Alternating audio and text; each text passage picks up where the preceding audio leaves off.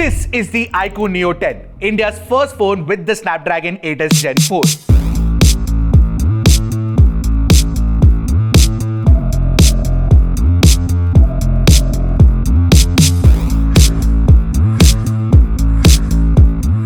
Of course, iQOO's Neo series is generally focused towards performance enthusiasts and gaming nerds, which is the reason why I have compared the Snapdragon 8s Gen 4 inside the iQOO Neo 10 to the Snapdragon 8 Gen 3 that you get with the OnePlus 13R and the MediaTek Dimensity 9400E that's inside the Realme GT7, which by the way is launching tomorrow. But you know what? The iQOO Neo 10 is not a one-trick pony because even the camera and the battery performance are actually pretty competitive. So stay tuned with me. I will definitely give you a complete rundown of what we experienced with the iQOO Neo 10 in this detailed review. So let's go. All right, if you're here for the first time, I'm Ershad. This is Track and Tech English, your destination for detailed, incisive gadget reviews. Now, the first thing that you notice when you take a look at the iQOO Neo 10 from the rear is that, wait a second, I've seen this somewhere before. Yeah, because the design is very similar to the iQOO 13 thanks to that distinctive squircle camera module. Now, I'm not opposed to brands continuing the same design language across different phones that they sell, so it's okay. And you also do get two color options. Basically, the one that I'm holding in my hand is the titanium chrome variant, and there is also something called an Inferno Red, which is the dual tone option. I prefer the more, simpler, minimalistic titanium chrome. Now, like most iQOO Neo devices, the iQOO Neo 10 also sticks to a completely polycarbonate build, and that also includes, of course, the side frame. Now, plastic might not scream premium like aluminum or glass, but it helps keep the weight of the phone low, and that is very, very important in the case of the iQOO Neo 10 because it has a large 7000 mAh battery inside. Now, when I put the iQOO Neo 10 on a scale, it weighs about 208 grams, which is all right, but the weight distribution is slightly off because it is bottom heavy, and therefore sometimes when you're holding it, it can weigh you down. That said, since it has a curved back and it is actually a very slim frame, 8.09 millimeters for a 7000 mAh battery, it does sit comfortably in my palm, so I'm not really concerned too much. Now, to strengthen the display, on top you get a layer of short sensation UP,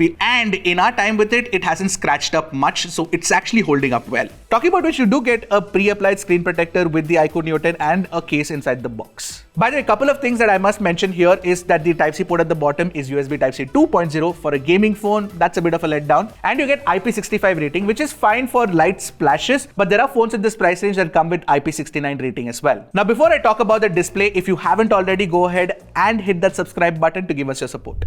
The 6.78-inch display on the iQOO Neo 10 is the absolute star here. It's of course a flat display with 1.5K resolution and 144Hz refresh rate as well. Of course, 144Hz will work in supported games, not in UI. You also do get variable refresh. Basically, it can switch between 60, 90, 120 and 144Hz as well. Now, when you take a look at the display's head-on, you will notice that the bezels are extremely slim and the punch hole is very tiny, so you get extremely good real estate on the screen. And you know what? The iQOO Neo 10 could possibly be the brightest panel in its price class, primarily because it can reach a peak brightness of 5500 nits when you're watching HDR content, of course in a 1 to 10% APL. And yes, you do get HDR support both on YouTube and on Netflix, which is very, very good. Plus, the HDR tuning has been done exceptionally well. There are many AMOLED panels that we've tested in this price range where the HDR performance can sometimes be wonky. That's not a problem with the Neo 10 because you get very clean details from the shadows and a very good control over the highlights as well. More importantly, I didn't notice any gray banding issues. It's a very well-tuned panel for HDR. In fact, it's also a very well-tuned panel for colors because in the original color mode, you will notice that the color accuracy is pretty good and you can trust it for video editing and photo editing. By the way, one thing I completely forgot to mention is that the brightness in HBM mode can reach a peak of 2000 nits, which again makes it one of the brightest in this price range. And since this is a gaming phone, you also get a touch sampling rate of 360 Hz, which bumps up to 3000 Hz when you start any game. That's not it. You do get a PWM dimming rating of 4320 Hz, which is much higher than what Samsung, Google and Apple have achieved. So if you're somebody who is sensitive to flicker on displays, especially on high refresh rate displays when you're watching it in low light, that shouldn't be a problem at all on the iQOO Neo 10. The optical in-display fingerprint scanner is also very fast and very responsive. But not everything is hunky-dory because the haptics, I feel like it could have been tighter. It's not bad, but it could have been tighter. Another thing that I wasn't particularly impressed with was the stereo speaker performance. It can get loud, don't get me wrong. It can also reach up to 200% and 300% peak volume. But you know what? When you actually bump it to 200% or 300%, there is a chance that the sound will crackle. Anyway, take a listen to it right next to the OnePlus 13R and let me know what you guys think in the comments.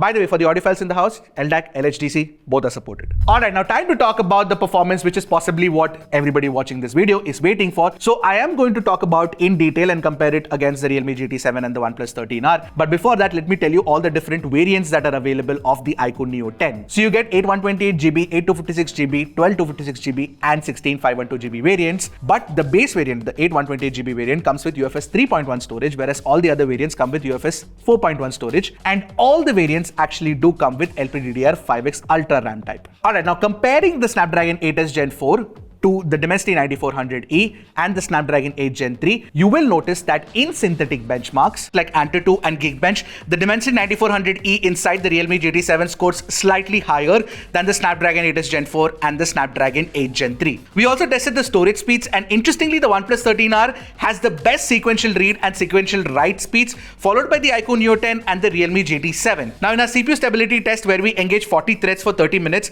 we got the highest average stability on the iQOO Neo 10, and it also had the best JIP score of the three. The second best is the Realme GT7, followed by the OnePlus 13R. Now, until now, you must be like, wait a second, Snapdragon 8S Gen 4 doesn't seem to be that powerful, and that's when you take a look at the GPU, the Adreno 825 GPU, and the iQOO Neo 10 starts flexing its muscles. Now, all the three support ray tracing, so we tested 3D Mark Solar Bay, and unsurprisingly, the Neo 10 comes out on top. Now, it's important to note that the Dimensity 9400E actually has an inferior GPU compared to the Snapdragon 8S Gen 4 and the Snapdragon 8 Gen 3, and therefore the GPU stability is much higher, but the best loop score and the average FPS is lower than both the Snapdragon 8S Gen 4 and the 8 Gen 3. The Neo 10 tends to throttle here in this test, however that's alright because it loses far less battery life and doesn't heat up as much as the other two. Basically, the GPU on iQOO and OnePlus are far more superior, which is also evident from our Genshin Impact test, where we play the game at highest graphics and 60 frames per second, target FPS. Now, when we did this, you won't believe the Snapdragon 8S Gen 4 and the Snapdragon 8 Gen 3 are basically toe-to-toe. They got the same average FPS and the temperatures are very similar too. However, the Dimensity 9400E inside the Realme GT7 runs cooler.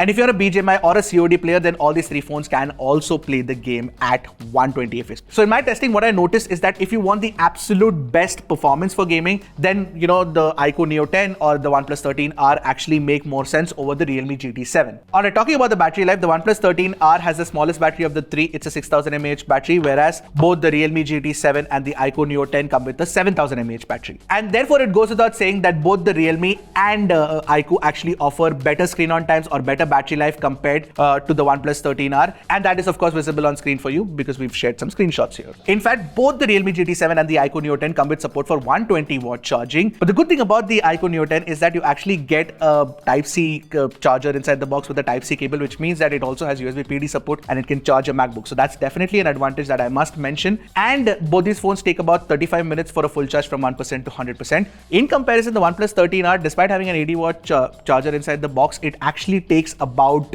50 to 53 minutes for a full charge, which is slower than what I expect. Now, I got good call quality and good reception on Jio networks, which is notorious for being bad here in Pune, by the way, on all the three phones. So all three are very good. You get a bunch of 5G bands, you get Wi-Fi 7 support, there's Bluetooth 5.4, there's also NFC. No concerns here. Talking about the cameras, it's a very basic camera setup, mind you. You get a 50 megapixel Sony IMX-ATT2. You also do get an 8 megapixel ultra wide and a 32 MP selfie camera on the front. An added telephoto or a better ultra wide angle lens would have definitely sweetened the deal. But the good thing about this camera setup is that iQOO has been tuning this for so long that it has actually become very good with the algorithm. More importantly, the Vivo Nice algorithm is helping its cause because the pictures look good. What I like about the primary camera in particular is the color reproduction, thanks to that natural color mode. In fact, you get three different options: natural, vivid, and textured. The skin tone rendition of the brown skin was actually not bad, it's close to neutral, but dark skin tones can have some issues. The HDR tuning on the iQOO Neo 10 is top class. You get fantastic dynamic range correction,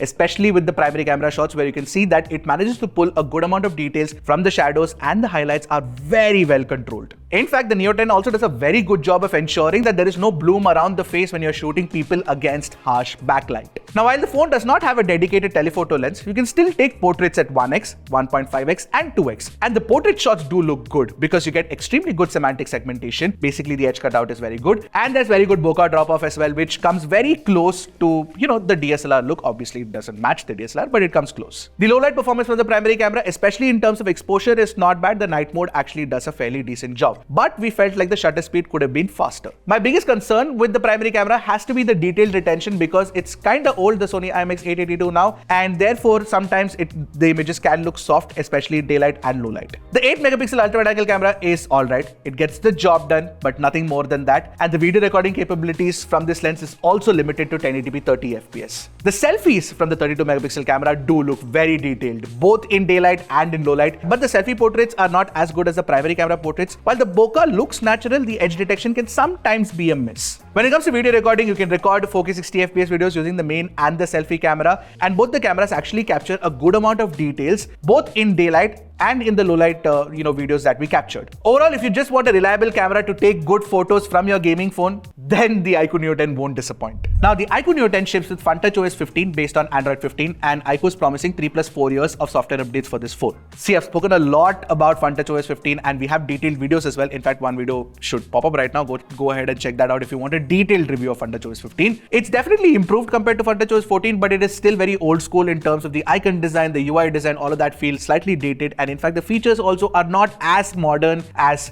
other operating systems that we've tested. For example, One UI 7 or Oxygen OS or Color OS or Realme UI for that matter. Also, let me address the bloatware situation out here. You do get multiple pre-installed third-party apps, all of which can be uninstalled, so that's good. You get some recommendation and ads while opening global search, so keep that in mind. So you switch off personalized recommendations when you're setting up the phone, and the phone will also show you some ads when you're scanning apps. All of this, of course, you can switch off and ensure that you get a clean experience. It'll take about 10 minutes, but before you set up the phone, I urge you to go ahead and do that. Now, since this is 2025 you're talking about, there are, of course, a lot of AI features that you get with the iQOO Neo 10. For example, certain features like AI Eraser, Circle to Search, Gemini support, AI Instant Cutout, and AI Live Call Translation, all of that is present. But it's not like a massive suite of AI features that you get with some other operating systems. Now, my experience with the iQOO Neo 10 was mostly bug-free, except for this minor bug that I noticed where a Play Store notification wouldn't go away from the notification shade until I had to restart the phone. But otherwise, not a problem. You know what? The iQOO Neo 10 is a very good example of having a very focused approach to,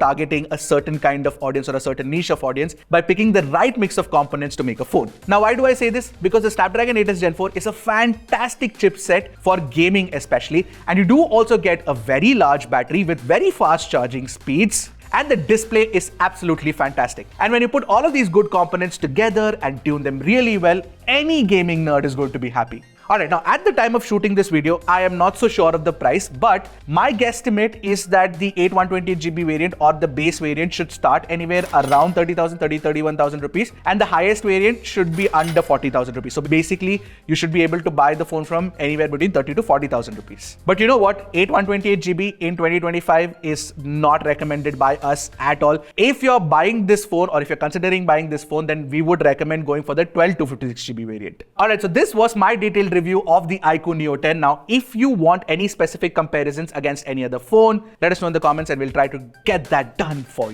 you. And of course, do stay subscribed. I'll see you guys in the next one. Until then, keep tracking and stay safe.